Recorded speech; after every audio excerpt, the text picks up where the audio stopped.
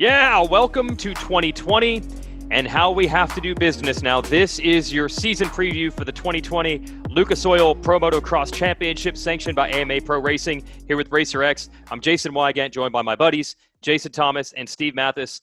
Normally we do this show at Steve's palatial palace in Las Vegas, but we all know what has happened and has changed the game for all of us, and that is JT gambled so much we can't hang out in Vegas anymore. JT, why do you do this, bro? Come on, man. Listen, you can't take the blame away from coronavirus and put it on me. Okay. Is it just fantasy? I feel like we know the reasons why we're on Zoom and not all together. But yeah, okay. if you need to take it out on me, that's all right. All right. Coronavirus is taking everything else away from me, so why not this? You will still stress yourself to the max on fantasy motocross this summer, though, correct? Well, I'm betting, if you want to bring gambling back around, I'm betting that Steve's going to be wrong 10 to 12 times during these shows. So, yeah, we'll get a little gambling in there right away. Okay, right on this show right now. So let's talk about what we weren't even sure was going to happen, and that is this championship, which is now scheduled to start on August the 15th, and it's 9 rounds, and we'll preview that. I just want to send a shout-out to our sponsors, which is New Ray Toys. They gave me all kinds of cool stuff back here. I'll talk about that as the show goes on. This Eli Tomac thing over there is a prototype. Same thing with Anderson and Osborne Toys. They'll be out in the fourth quarter of 2020, just in time for Christmas. And then it's Cooper Webb and Ken Roczen stuff. That's available now. So go to newrayusa.com. Check that out. JT, we'll talk about fly racing gear in a moment. But we didn't even know if this would happen. Steve, behind the here about getting this thing going. Yeah, it was pretty crazy times. I guess, first of all, I'm actually glad that the pandemic is here, in the sense that I don't have to be by JT for any length of time. Thank God I don't have to sit next to him. So having got that out of the way, yeah, it was crazy, man. For a long time, the betting rumor was 6 rounds at 3 different tracks. Yep. Then there was just a 6-round series, and we ended up with 9 rounds, which is a far more legitimate championship than 6 in my eyes, at 8 different tracks. So it's pretty good. You know, behind the scenes, obviously there's some grumblings. The travel schedule isn't perfect. It starts off, obviously, in Loretta's and goes all the way to Washington State and then back to Indiana. It's not great. It's not perfect. There is some grumbling, but we're going racing, people. That's all we can we, be happy about that. So in my eyes, this is a good thing. Is it perfect? No, it's not. But honestly, there were some private teams out there telling MX Sports, like, hey, we got to run. We get paid by sponsors to race. If there's no racing, we are not getting paid. Therefore, we have to let mechanics, suspension people, maybe riders go. We've already saw one rider will get to be a bit of a victim of this pandemic. So to get the 9 rounds in, I think is a great thing for our industry and our sport. Is it perfect? No. But hey, Salt Lake City, 7 rounds in Salt Lake City wasn't perfect either. So let's get racing. Yeah, and everybody ended up actually liking that more than they thought. And yeah, the 6 rounds, I think people had to dig deep into their contracts and find out for some of the bonuses and things, 6 rounds wasn't enough, or it wasn't enough to get all your sponsorship money. So I think they need 8. They have 9 just in case one doesn't happen. They'll still be able to get an 8. But JT, so it's totally different now. We start in August, not May. There's 2 races in a short span at Redbud, for example. The classic ones like Unadilla, Southwick, Hangtown, Budds Creek are out. Do you think this will have an actual impact on the results, all this change compared to a normal year? I think you're going to see a lot of similarities between this outdoor championship and how we finished Monster Energy Supercross, because we've never had such long breaks in between both. And usually you have a lot of racing leading into Lucas Oil Pro Motocross. So guys maybe they're not 100% ready, but they've been racing leading up to it, and there's not a lot of rust. This year, we're going to really see that same dynamic where the guys that are over-prepared and they really put in the work during June and July, they're going to come into August, and I think they're going to have some separation, much like what we saw at Supercross, where it seemed like Cooper Webb, Eli Tomac, Zach Osborne, they really took big steps forward and separated themselves week in and week out and had that consistency. I think there's going to be an opportunity for that same separation at the beginning of Lucas Oil Pro Motocross, because the guys that maybe took it easy during June and July versus the guys that really worked hard during June and July, I think you're going to see that show up August 15th. I think JT's touched on some. Sorry, Weege. I think JT touched on something perfectly. AP. Mark that down, Weege. Wow, there it is. We're recording this? Yeah, unfortunately. Justin Barsha, Aaron Plessinger, Kenny Roczen was up and down. The two Yamaha guys weren't good. Zacho, Jason Anderson, Loretta is at the first round. We're going to see some guys, just like JT said, that are going to look like they've been doing the work. Everything's going to go okay. And then I predict there'll be some guys that you're just like, look, these guys weren't thinking we were going racing, or they weren't doing the work, or whatever. Who it is remains to be seen. But I do think we will see some wild swings one way or another for some guys.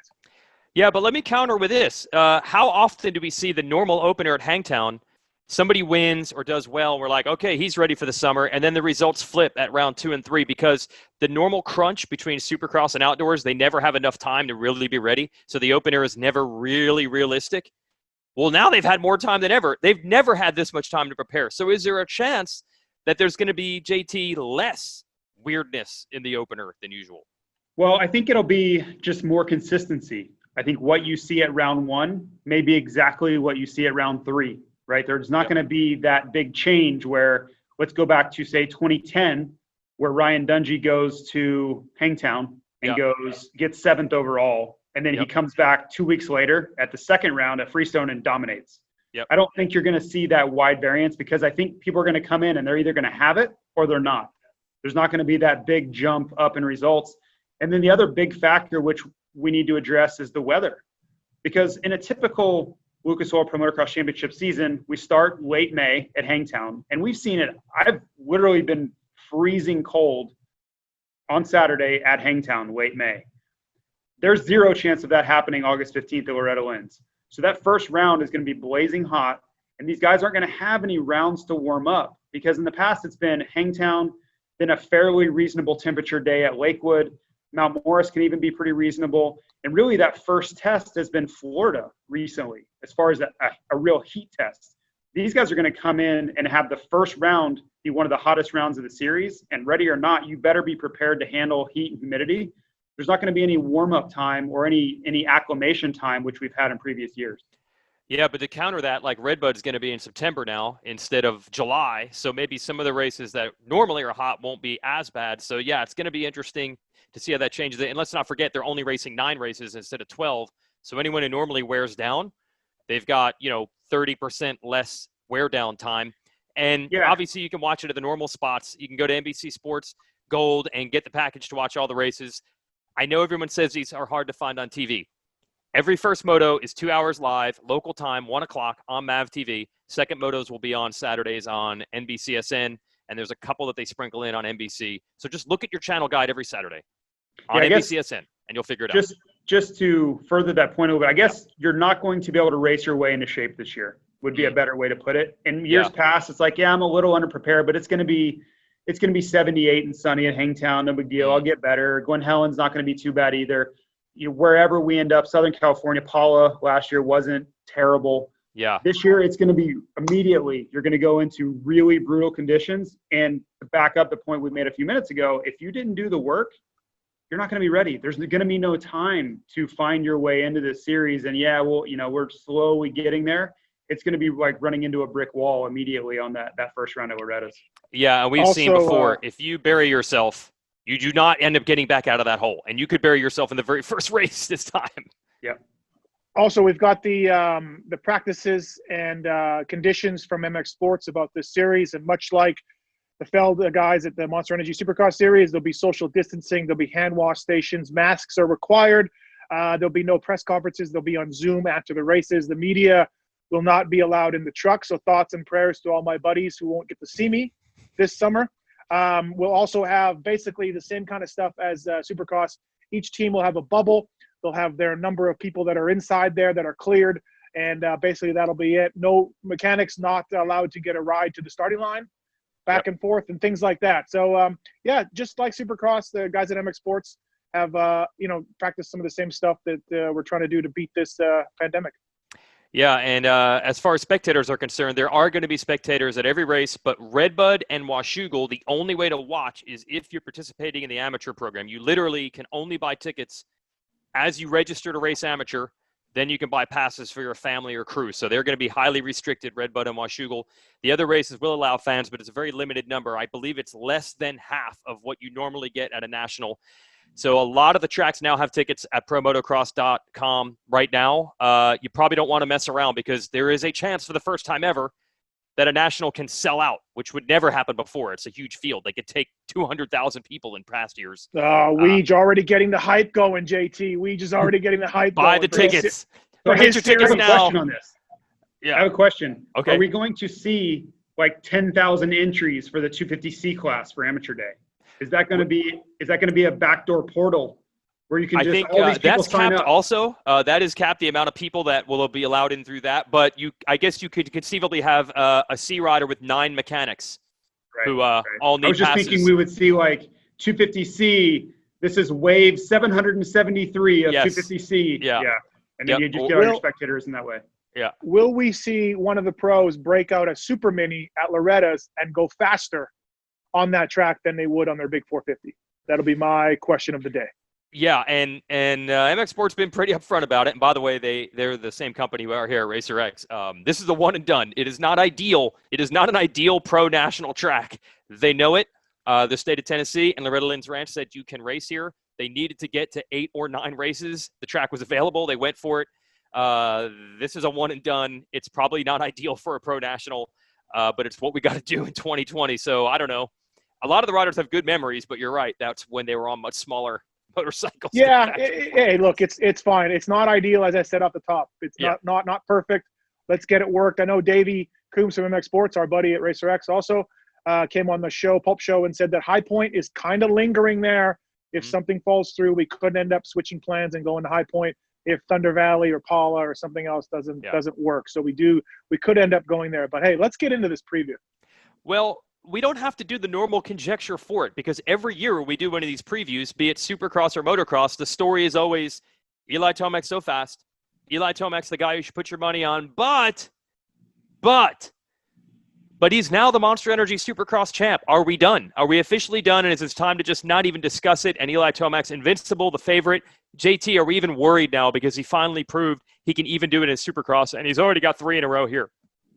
Well, I think he comes in as the clear favorite. He's won 3 in a row, and honestly, the way that the Lucas Oil Pro Motocross Championships have played out, there didn't seem to be any bearing or hangover from maybe a disappointing Supercross season, let's say. Yeah. The real question is he better than he was before? Right? Are they correlated at all? He comes off of this great, triumphant, confidence-building Supercross championship. Is that going to make it even more difficult to win or more difficult to beat him in this outdoor championship, or is it the same? I would vote for the same. I kind of feel like his confidence outdoors really doesn't have any bearing on the Supercross because I really feel when he lines up for a Lucas Oil Pro Motocross Championship race, he believes he's the best guy every single time, and I believe he's felt that way for years, going back to 2015. I believe he's felt that way. Now, whether he won the title every time or won every moto, it's kind of irrelevant, but I believe in his heart of hearts, he believes he's the best guy lining up every time. So I think he'll win again. I think he'll be the favorite going in. But I think there's an opportunity for some of these other guys to get into the mix. I think Zach Osborne is in a much better place than he's ever been coming into this championship. Lots of questions around Ken Roczen, even more questions around Marvin Musquin. So when you look at it on paper, Eli Tomac has to be the favorite almost by default because there are more questions and answers around everyone almost other than Cooper Webb. Hey, Steve, if Tomac wins 4 in a row, a couple other guys have won 3 like he has. The only other guy that's won more is your good buddy now, Ricky Carmichael with 7. So this is serious history on the line. He'd be Carmichael's records are so ridiculous they almost don't count. Tomac could be better than anyone else if he gets this title 4 years in a row. Yeah, that would be super impressive. I'm still waiting for that number too, by the way, Weigandt. But it's number 4. It's number 4. Oh, thank you. It's 4. Thank you. No, you know what? I think if we had the regular Lucas Oil Pro Motocross Championships that were scheduled for a week after 1 week off after Salt Lake City, I might be a little worried about Eli Tomac just because of the focus of Supercross. He wants a Supercross title. The team wanted it, et cetera, and maybe the relaxation after clinching might do something for him as far as letting up at the start of the series. But with the Lucas Oil Pro Motocross thing pushed back, it's given him a couple of months of prep, month and a half of prep. So I'm back to not even being slightly worried that Eli Tomac will defend this title and get 4 in a row. I got questions about Kenny. I got questions about Marv. I don't think Zach Osborne and Cooper Webb are on his level quite yet. So, yep, congratulations, Eli Tomac. You're going to probably get this thing done. Win 4 in a row. I have a question. Okay, here we go. Here we go. No, which years did Carmichael not win the outdoor championship? How would this break Carmichael's record? Which year did he lose? No. It'd be the best of anyone except Carmichael, who doesn't count because he's like an alien. Okay. Yeah, right. I think even to back up Carmichael's record, we all know he would have won the 07 title too had he had any interest in winning that. Right. So I know that's right on the tip of Steve's tongue there. Who won the 07 title? Steve? I think Tim Ferry did. Yeah. Really? Yeah. Yep. Yeah, it was great. He did a great job. Yep. Okay. Well, check out the action on NBC Family of Networks, folks, with myself and Grant Langston, the 2007 450 motocross champion. Not familiar with that. I saw Tim Ferry in the points lead at one point late in the year. He was. I was with Tim Ferry leaving Millville that race with an 18-point lead, and we were all. I mean, it was pretty much over in our minds. No, he did a good job. That's the last I remember of it. Great job to win that thing. Hey, so New Ray Toys is coming out with an Eli Tomac motorcycle. So go to New Ray USA and you can find out your local retailer or your local shop has it, and they sell them at the races. And look, this is cool. So see, you get the number 3 Tomac bike, and they give you this sticker kit to turn Tomac's bike into a championship machine, just like he did at Monster Energy Supercross. And that's available for your kids come Christmas time. They sent me a prototype. This is a prototype. So yeah, now that Tomac has it, he's kind of the total package. We have to move on. We don't expect Tomac to hand it over, to mess it up. Eli ain't going to Eli anymore. So let's, of course, start with Ken Roczen. Fewer races now. Steve, I'll start with you. Do you think that might help Roczen? We're going to go 9 instead of 12. He's always fast out of the gates. Sometimes the long season gets him. Could it be different for Kenny now? I mean, sure. Okay. I mean, I don't know. Like, I got questions about Kenny for sure. Up and down in Salt What's Lake. the problem? Virus / shingles / whatever. I don't know. It seems to be. You mean something getting with lapped Kenny. Twice and then winning a race a week later is a little odd? Yeah. Okay. And doesn't it seem like? And look, I have talked to Kenny a little bit, but I don't have any inside information here. But doesn't it seem like Kenny is just kind of like, hey, this is summer. I'm hanging out. Like, how much? I don't know. Again, just a wild guess. I'm going to say Kenny's prep doesn't seem to be on the level just from the outside looking in. I could be totally wrong. I think he is, along the same time, been worried about this pandemic a little more than other riders and other teams. And I think that, it's like, hey, I got to race these 9 races. Let's get them in. I hope to win, but if I don't, it won't be so bad. I'm not prepared to die to win this thing. His wife is expecting as well. I don't know. Just from the outside looking in, I don't know what to expect. I think there's always that thought with Roczen, and I know where this is coming from. So Cooper Webb, during the break in Supercross, puts out this Instagram post saying, I want to go racing again. I heard some riders and teams don't. And everyone just assumed he means Ken Roczen. He means Ken Roczen. Then we got to Utah, and Roczen's like, I've been sleeping in an altitude tent. This is my shot. I want to win this title bad. I'm prepared to do whatever it takes. And it's like, oh, so much for the Kenny doesn't even want to be here in Utah and he's scared thing. So I know it's like that's the vibe that's always put out. Then you go to the races.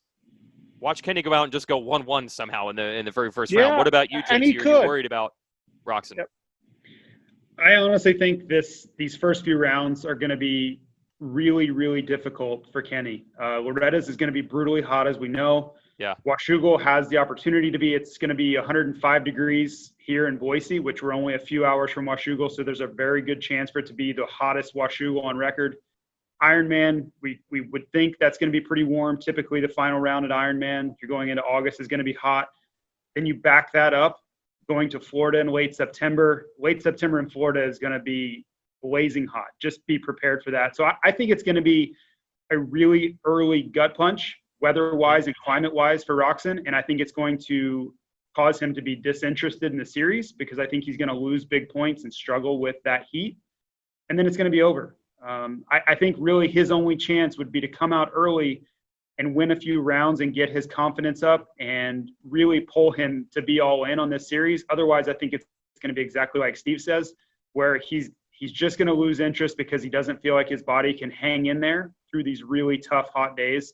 And that's going to cause him to just kind of take a backward slide. He'll have good motos now and again, but with the level of competition going into the series, you can't have decent motos followed up with a 10th or an 11th. You just can't do it. And that's exactly what we saw last year. It was heat dependent. If the race was relatively cool, Kenny could win. If it was hot, he faded. It was literally that simple. And you're right. Now we're starting with a hot race instead of Hangtown, which usually isn't so bad. So we'll move to Marvin Musquin now. Even more question marks there. I mean, this is unbelievable. I believe it's 357 days between this year's opener and the finale last year, and Musquin has not raced in that entire time. And why don't you take me through how this actually transpired? It was the last race last year. Are we mad at Zacho? Is there a problem? Did Zacho do this? Are we okay, JT? No, I don't think so. I think, the toughest part of all of it was the lack of transparency from Marv. There just wasn't really any information coming. Yeah. And I think had he come out in December and said, hey, I'm trying to ride, it's been tough, we're making a decision. And then he comes out again and says, we've decided to forego Supercross and this is the plan and these are the time frames. I don't think we'd be sitting here where we are. But even you remember the conversation you and I and Steve and Frankie Latham had at Salt Lake. We were still all wondering, hey, what's the situation? And that was in June. He had just started riding, and we really didn't know. I mean, you guys were even proposing that he was just going to pack it in and retire. But that was really off of the back of us not knowing anything. It wasn't. Yeah, and then Frankie finally says, he's like, dude, he tore like his PCL, his MCL, his ACL, and we're like, well, no one ever told us it was that bad. Like, they kind of just said it was a knee injury, and then we followed the normal timelines. Marvin at one point said he'd be back for outdoors, which should have been May, and then he's not even on a bike in June. So, yeah, you're right. We didn't know, and then it made everything seem weird. He's back on a bike now. Steve, nearly an entire year off for Marvin, and knees are gnarly, so this could be a problem. Yeah, I think I don't look for much from Marv this summer, to be honest. I've kind of heard some things through the grapevine. Look, I don't know if he was going to retire, but for sure he took a long time to come back from this knee injury. That was serious, but if he was, a little bit more aggressive in this, he could have probably raced and gone out and been a little bit more aggressive. But look, man, this is a serious injury, and he's been nose to the grindstone for years, and he probably wanted to take some time off. Brian Moreau getting hurt didn't help him. All that kind of stuff is in the last year of his deal. He's over 30 years old. I get it. I understand it. But you can't be crickets and then expect us just to be like, oh, yeah, of course, you're just going to be on it. You just can't expect that. So I think all the speculation was warranted. But, yes, he's ready to go. I think it'll be a tough summer for Marv. I really do. The reason I mentioned Zach Osborne there is because the finale last year, Marv wins the first moto. He actually catches and passes Roczen and Tomac, and he and Roczen were battling second in points, so they weren't handing it to him. So it's maybe the best moto Marv's ever run, and then the first lap of the second moto, he and Osborne come together accidentally. That's where the knee injury started for Marv, and of course we joke with our buddy Zach about that. Obviously, JT, that was just incidental racing. Well, yeah, you can't really take somebody out from the outside. So, yeah. Unfortunately, they're training partners and, under this KTM Husky umbrella. But, yeah, I don't see how you could be mad at him if you're Marv. Okay, so full disclosure, I don't remember now. anything. Full disclosure, I don't remember anything what you guys are talking about. It was so long ago. Well, that's why I'm bringing it up. Yeah, that's why I'm bringing it up on the show. People probably don't remember how this started. Nope. So I want to bring up Osborne, but first, JT, when Osborne races, what type of gear will he be wearing? He'll probably be wearing something that's shown behind me. So 2021 gear comes out Friday, July 31st, and that's very convenient with Lucas Oil Pro Motocross starting just behind that. So we're super excited about it. It's a long process, and we've never had a timeline where it really coincided this nicely. We've never been able to launch a series and a line at the same exact time, whether it's Supercross or Motocross. It's never worked out before. So it's pretty cool for not really just for us, but the entire industry. Look, both Steve and I have some 2020 gear. You know how cheap I am. You guys wasted your money. The 2020 stuff's great. Why are you spending money making new gear? Like, I would have just saved the cash and just kept rolling the 2020 stuff out. Why do you do this? We just complete BS. I have 2021 stuff, and they won't let me wear it. Yeah, they won't let me wear it. So I got it. Wait, so you could put it on the camera right now? I could, but I'm not allowed to. It's just whatever. Well, when this video comes out, it'll be fair game. So you absolutely could wear it right now. I'm literally showing it right behind you. Yes. Yeah, but I should. Anyways, whatever. Let's move on. What's better? Why do you do this? Well, everybody does this. What's better? What's improved? Well, for people out there like myself and Chris Kiefer, new gear coming out it's really like Christmas morning because we love the fashion of it. We love to see the new stuff. And really for us, that's cool. Like, it's a big part of the game. But really as a brand, we want to continue improving the performance. That's really where we feel the most value is. And we want to give customers the best product possible. If we can make it look great, that's awesome. But that's going to wear off in a month or two.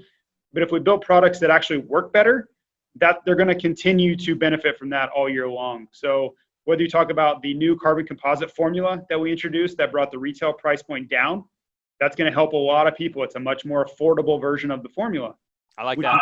Yeah, we completely changed our light pant, which is that red gear in the background back there. So complete zipperless entry. And that's really what we're trying to accomplish is continue to innovate. What can we change that people have really never thought about before? But if you take that big leap, you've improved the product so much, you don't ever want to go back. So that's a pretty big step forward for 2021, and it's finally time to be able to talk about it and show people. So good times. All right. All right. I like my 2020. Actually, I like my 2016 stuff. I think it's great, but I understand. Yeah. I think you were that customer where we're like, or even employees of ours, and they're like, the product's so good, it didn't wear out. I don't need new stuff. Yeah. And we're like, we need you to wear new stuff. You want to wear the new stuff. It works better at X, Y, Z. So you're that perfect person that I battle with every day at work. If I wear it, I'll see the difference. Yeah. A huge improvement, Weege. They've made the jerseys so you cannot put them on backwards. There's clear directions inside. Yep. Wow. Yep. Okay. Clear directions. All right. That's worth buying. We have those arrows like at a grocery store, which tell you which lane to go down. Okay. All right. Well, now I'm sold. 2021 gear. Where can you get it now that it's out, JT? Well, first go to flyracing.com to see it. And then, of course, all of our valued media partners, RacerX, PulpMX, will all be featuring it on Friday, July 31st. And then go to your local dealer, go to your favorite e-tailer, but it'll be available globally. Everybody kind of goes at the same time, which is nice. Okay, a lot of talk. We've already gone really deep on this show, and we're not even halfway through our 450 field. So I'm going to thank Fly Racing. Go to flyracing.com for information on their 2021 gear, and New Ray USA for information on all the cool toys like this Eli Tomac bike, which comes with a number 3, or you can put the stickers to make it a number 1. Those are our sponsors. We were talking about Zach Osborne and the Tangle tie-in with Marvin Musquin. We'll get into him and Cooper Webb and the rest of the 450 field in part 2. So keep on watching.